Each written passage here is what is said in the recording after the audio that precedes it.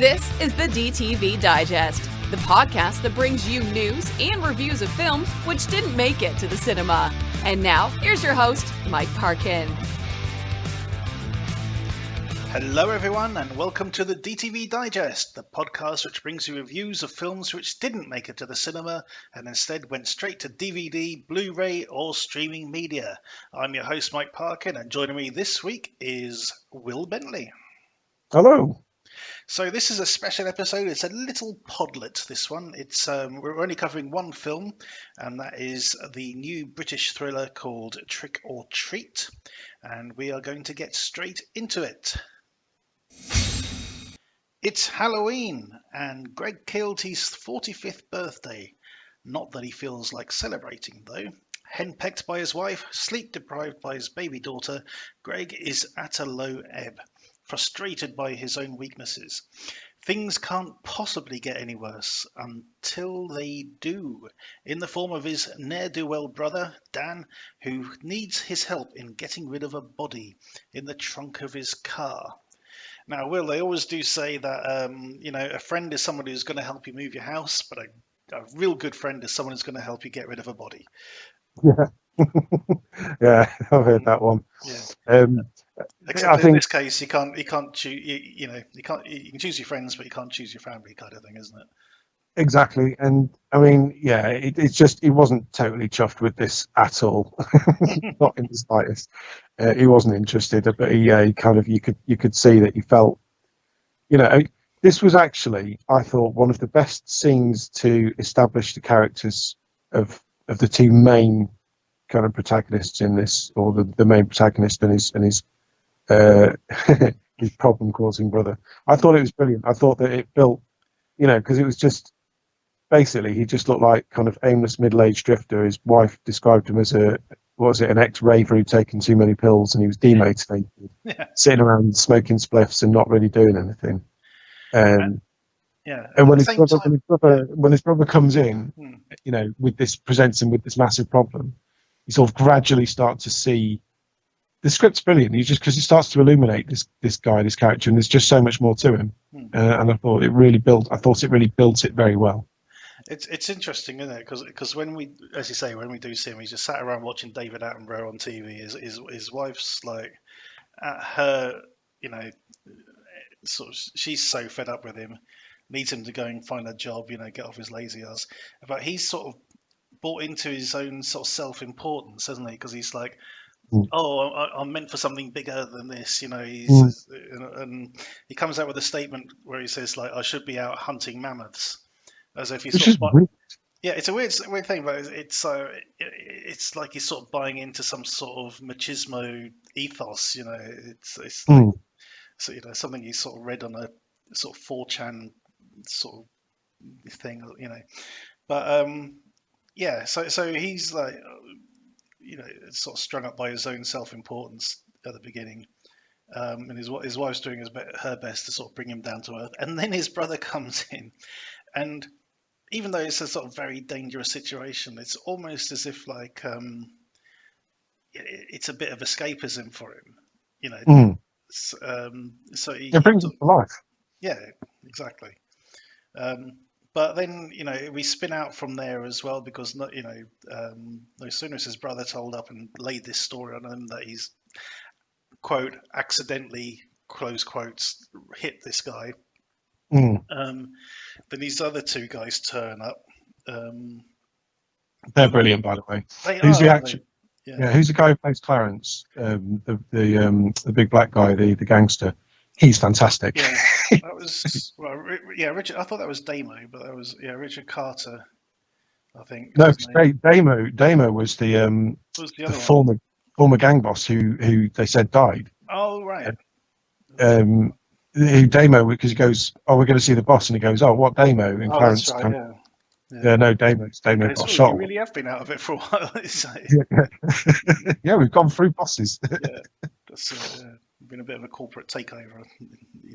It's quite interesting. It's not what I didn't expect, because as a character, like I said, like we were saying at first, he did not seem like like that. I just thought, he's a bit of a sort of wide boy, bit of a Larry youth, but then it turns out actually he was part of a kind of criminal gang, but they were gangsters, and you kind of, and like that's the saying, sort of as you gradually kind of get to know who his character is, you know, that depth is I think just brought. I just think I was really impressed with the way that his character developed, and his brother, the way that they kind of grew just by good dialogue rather than heavy plot exposition. Hardly any flashbacks, just the thing where he tells the story about why he left, when he tells his brother. You know, we only get that one flashback, don't we? I think where we find out what made him sort of leave Blackpool in the first place and go to London.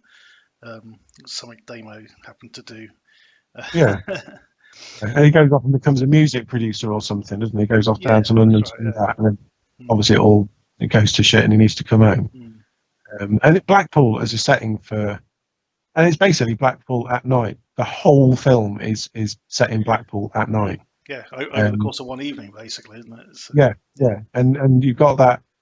It's so weird because it's like, I think if you were, for our American viewers, you know, it's basically, it's like a small northern provincial Atlantic city, isn't it? It was the same kind of. Oh, that's right, yeah. But at the same time, it's the glitziest thing we've got. You know, for like 3 months a year, or how long it is when the illuminations are on. You know, it is it's the northern destination for the summer, with the Golden Mile and things like that. And then you got the illuminations, which is a huge money earner up there. It's like the strip in Vegas. Yeah, exactly. But English. But it's that sort of and it's that sort of that sort of glitzy veneer, that the film sits underneath of, isn't it? It's like, well, if you peel this back, then we're in the sort of the back rooms and the dilapidated snooker clubs and that. Exactly, and the sort of dodgy warehouses and things where sort of characters find themselves, because that's the sort of people they have to track down. So it's one thing where your brother's just come in and said, "I've accidentally topped a guy. I need you to help me get rid of the body." Then you get pulled in front of Blackpool's biggest crime boss, who's hilarious, called Miss Ferguson, played by Frances Barber. She's awesome. You get told that perhaps that what he's really done is killed her son, because he was about to blab that he was sort of giving secrets away to the cops. Yeah. I mean, at that point, I think your bottom would just drop away, wouldn't it? Yeah. I'd be puking up on the spot out of out of panic, I think. Exactly. She's horrifying. She is horrifying. And when you sort of hear that, you think, there's no fucking way that's an accident. And it's a trip to the trouser shop, isn't it? I mean, terrifying. But for some reason he doesn't grass up his brother at that point. I mean, there were various points in this film where I really did expect him to sort of drop a dive on his brother and sort of go, yeah, he did it, but it doesn't quite happen. But yeah, so you got Frances Barber playing this Miss Ferguson, and she's got the accoutrements of being a mob boss. She's got this young sort of toy boy on her arm and things like this, and sort of having them sort of feed her sushi or caviar or whatever. It's just really, really, as I say, a good sort of larger than life sort of performance. It's brilliant. What do we know her from? See, I got her confused with Dempsey Makepeace woman, which is different from. I can't even remember her name now. But yeah, she's been in loads of stuff over the years. Going right back through the 2000s. But I can't think of any. Nothing that I've actually seen her in that I can remember. And loads of things. I was sort of watching her thinking, actually there's a few people. There's more than just her. Oh, absolutely. Film that pop up. Yeah, because the taxi driver is Jason Fleming. Yep, Lock Stock. Yeah, from Lock, Stock, well, loads of things. I mean, he's done really well for himself over the years. In fact, we've just covered a film of his called, well, he's in this film called The Iron Mask, which is been marketed with Jackie Chan and Arnold Schwarzenegger on the cover. Mm.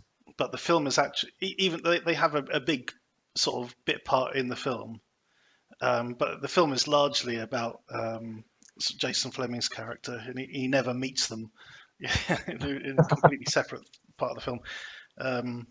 But yeah, he's done really well, done loads of TV stuff over the years. So yeah, always good to see Jason Fleming pop up. And then we got Chris Marshall as this sort of very officious policeman.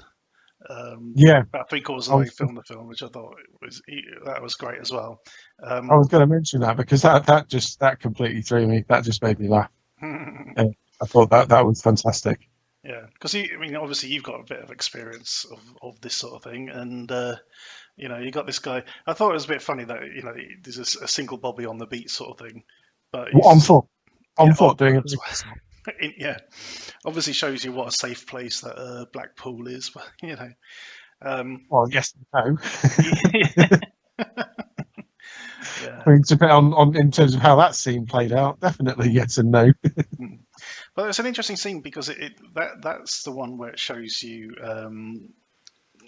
Greg's a bit of the steel within his character sort of thing, because he knows how to deal in this sort of situation. Cop sort of knocks on your window, you wind it down, look him in the eye, and go, "Is there a problem, officer?" Yeah. And of course, his brother flubs it, but really badly, like really, really badly. I mean, they must have rehearsed that so much to get it that badly wrong. Yeah, they would have had to really rehearse that. You managed to sound like guilty, suspicious, and pissed all at the same time. Exactly. It's brilliant. In like 3 words. Yeah, that's right. Yeah, so can't even remember what he said. Is there an officer problem? Yeah. Is there an officer problem? Is there an officer problem? Or something along those lines. But yeah, that was really, really well done. So yeah, no, I thought that was really cool. Yeah. Overall, I mean, I don't want to sort of go too far into the plotting of it. Because that would give too much away. I think, in fact, when I was watching it, I was, as the clues are sort of building up, I'd sort of set myself down a particular direction for this. I'm thinking, I bet he's going to do this, and that was sort of like set the dominoes falling at the end. But then it just totally threw me. Exactly, I didn't expect it. Which I just thought was really cool, and it ends on this sort of very sort of it's both bitter and sweet at the same time. It's like yes, there's a certain amount of justice, but for the wrong reasons. Yeah, yeah. I mean, it's really hard to describe how much it kind of sends you a curveball at the end without it being a spoiler, and I really don't want to, because I think this is in terms of not keeping you guessing, but really genuinely making you think it was one thing and then yanking the rug from under your feet in a really interesting, nice, subtle, not hammy way. This is one of the best films I've seen. I just thought it was really well done. But we can't go into it without basically spilling the beans. Yeah, you guys out there need to rent it and find out, basically. Without a doubt. I will say though, I mean, there's definitely one film I know we're both thinking that you'd want to sort of say, makes you think of this. And I know we're both on the same page with it. Can't say it because it would give it away immediately. Yeah, hugely. Yeah. There's actually several 90s gangster sort of low. What's the word I'm looking for? Low key, kind of not noir, dark independent sort of thing. Yeah, there's several that you think this is kind of paying a gentle homage to. I think like there's things from Go. Remember Go? Oh yeah. With Timothy Oliphant and Kate Holmes and all those guys, which I actually really enjoyed. I thought it was really good. There's a conversation in there in the car, which is would just not be, would not happen and would not be as rewarding and as fun if Pulp Fiction hadn't been made. It's definitely, do you know what I mean? Oh It's yeah, definitely definitely, yeah. conversation. It's conversation between gangsters in a very kind of English, sorry, no, very British, not English, very British take on it, which I just thought was lovely. I just thought it was really, really good. That is really amazing. And there's you know, there's a few other things chucked in. There's a few other scenes that make you think of things like Layer Cake and various other like you say, indie gangster flicks that came out in the 90s that I think the writers of this had a bit of affection for. But casting what's his chops as the taxi driver. Fleming, that's obviously a big nod. Yeah, exactly. You wouldn't do that if you weren't on the same page as, and they were great films. They were entertaining. They were definitely had a British flavour, and told kind of exciting stories in a good way. I think this it's like if this had been made then, it would have held its own definitely. And being released now, I just think, this is really highly watchable and interesting and enjoyable. Yeah. Well, maybe not enjoyable because it's a bit. It's a bit painful at times. Yeah, it is. Yeah, it could have been a lot worse. But they don't push it too far. It's menacing for sure, and you definitely sort of fear for the life of the characters. But it doesn't go gory or anything like that. It's sort of it's reasonably refined. So a couple of things about the cast. I mean, we mentioned Francis Barber and sort of Jason Fleming and all that. The two brothers are actually played by brothers. So you've got Craig Kelly and Dean Lennox Kelly as Greg and Dan, which is a bit of interesting casting for sure. Interesting. I didn't know that. Who played the silent nasty one? Oh, that's a good point. Because I was just trying to check because there was a name in the front that I was watching and I was like, is that the guy from Full Monty? Here we are. Hugo Spear. Yes, he is. He's a comedian. Yeah. And Hugo Spear, I'm certain, was from Full Monty. Yes, he was. Yeah, he was he was like the young hunky one from Full Monty. So I mean, it is like a who's who of really competent British character actors who've done like really iconic films and bring like some serious talent. I mean, his bit's tiny. And it's actually just brilliant. It's a sort of weird Bernard Manning parody that he's doing. That's right. And then which then becomes part of something else while our hero's watching it. And some Jason Fleming's bit in the taxi, that accent, that's fantastic. Yeah, because it's not his usual. It's not his usual accent, that's for sure. Yeah. Not at all. But like, I mean, it was a bit. It's a bit dark, and it's a bit, after a while the gloom is it is quite oppressive. But I think it's meant to be. I mean, it's obviously meant to be. You're in this kind of city of slightly brash light and flash and tacky kind of sort of billboards and strip lighting and all the rest of it, and we're kind of stumbling around in snooker halls and kind of underlit sort of warehouses and equally underlit kind of brothels and stuff, and that's where they live. And Clarence is wearing bloody sunglasses the whole time. Yes, that's right. Yeah. How can he actually make his way around without falling over stuff? but it I think it just adds to the charm. It's a brilliant film. There's nothing about it I didn't like. Yeah, I mean it's it doesn't outstay its welcome. It's reasonably short. I think 79 minutes, something like that. Yeah, it's not. It's 84 minutes, so not too bad. So we highly recommend this. We both really enjoyed it. It's different to the sort of usual sort of Cockney gangster kind of thing. It's not just because it's set in Blackpool, but it's got a bit of a different feel to it, and it builds up to this very interesting sort of take on the whole thing. So definitely recommending Trick or Treat, directed by Edward Bose. I hope you pronounced his name right.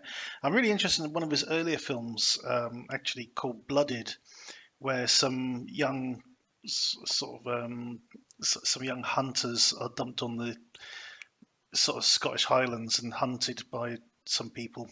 I thought it looked really good, so I'm on the lookout for a copy of that at some point. Okay, sounds. What year did that come out? I'll tell you, 2000 and something. So, Will, scores on the doors for Trick or Treat? Definitely an 8, solidly. Yeah, I'm going to join you on an 8 for this one. It's it is a very enjoyable film. Definitely worth checking out. You can find it on your usual streaming media services to rent or buy. So do check it out. Thank you for listening.